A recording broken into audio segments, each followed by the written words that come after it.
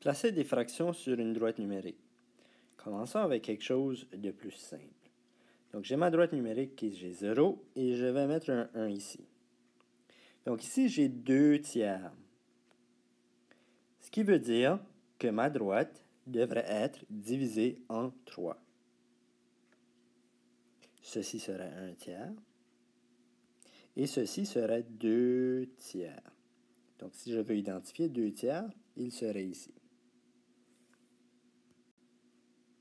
Quelque chose d'un peu plus difficile. Maintenant, j'ai 4 tiers.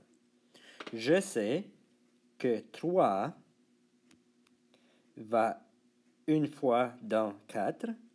Donc, comme une fraction est propre, il me resterait 1 et 1 tiers. Donc, si je veux représenter sur ma droite, je dois toujours commencer avec 0. Je peux mettre un 1 ici et un 2 ici. Ma droite doit être divisée en tiers. Donc, je vais la diviser en 3 entre chaque partie. Ceci représente 1 tiers, 2 tiers, 3 tiers, 4 tiers, ou 1 et 1 tiers, car ceci est 1. Donc, voici où devrait être mon 1 et 1 tiers. Maintenant, comment représenter plusieurs fractions sur la même droite numérique? Il est important de savoir, pour commencer, qu'il faut identifier un dénominateur commun. Dénominateur commun qui est le nombre du dessous qui doit être le même. Donc ici, j'ai une fraction qui est un nombre mixte. J'aimerais changer cette fraction en nombre impropre. Donc je sais que 2 est égal à 8 sur 8. Excuse-moi, que 1 est égal à 8 sur 8.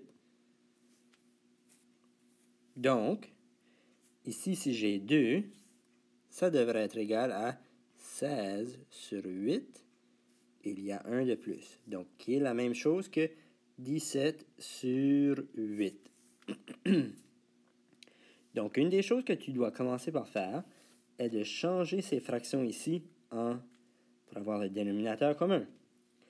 Pour avoir un dénominateur commun, ça doit être un nombre que tu peux multiplier tous les dénominateurs pour avoir le même.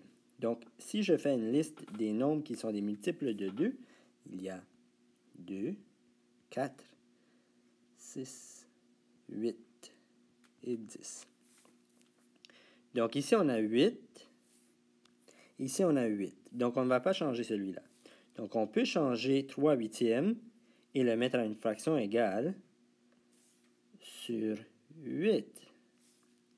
Donc, 2 fois 4 est la même chose que 8. Donc, ici, je dois multiplier par 4 aussi. 3 fois 4 est égal à 12. Donc, ici, j'ai le nombre 4. Est-ce que 4 peut être un multiple de 8? Bien sûr. Donc, je vais mettre sur 8. 4 fois 2 est égal à 8. Donc, je dois multiplier ce nombre ici par 2 aussi, qui me donne 10. Donc, mes nouveaux nombres que je dois identifier sont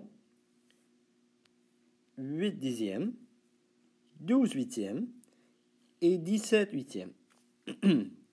Donc, si tu veux commencer, la droite devrait être divisée en huitièmes. Donc, si j'ai 0, et je place 1, et je place un 2, et je place un 3, chaque partie doit être divisée en 8.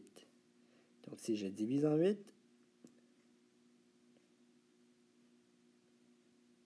voici 8. Une autre fois.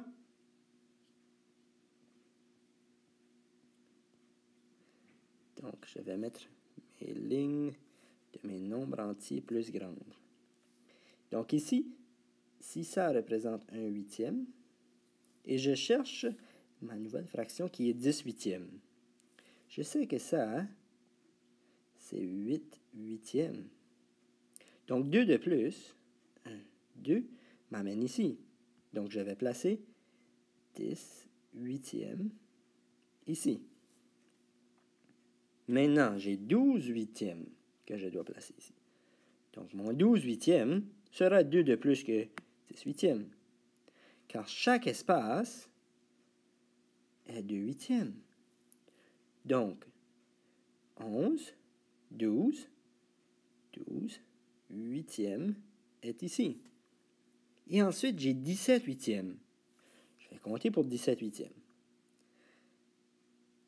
13, 14, 15, 16, 17. 17 huitièmes.